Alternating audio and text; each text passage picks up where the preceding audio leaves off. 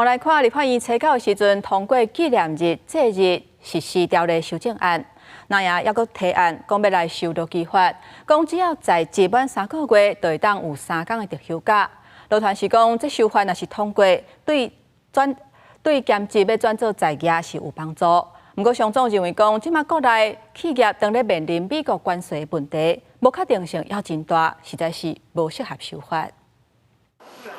真侪劳工朋友真真欢喜有新增加的时间以固定假日。全国民党立委因为搁再增加推动修改劳基法第38条，加现行劳工工作满半年享3天的特休，满1年有7天的特休假，改做工作满3个月就3天的特休，满6个月以上5天特休，工作满1年有10天的特休假。国家法案上路之后的一些改变，并且充分的收集资料，积极的追踪这样子的一个题目，但是一定要在充分讨论之后，有正当性的情况之下，勇敢的推动。等到国定假日法增加的正式实施上路了以后，我们看进一步具体的情况，再来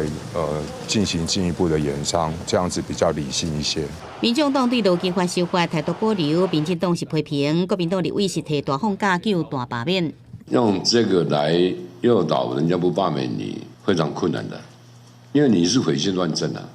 你把国家搞成这样，你现在可以乱修法吗？观测各个特休休假制度，台湾爱工作满半年才有3天特休，日本工作满半年10天特休，韩国工作满1年有15天的特休假，新加坡工作满3个月有7天特休。国内劳团对修法是乐观其成，不过上总认为讲，全面对这个关税战加上贸易障碍冲击，现阶段是无该适合再修劳基法，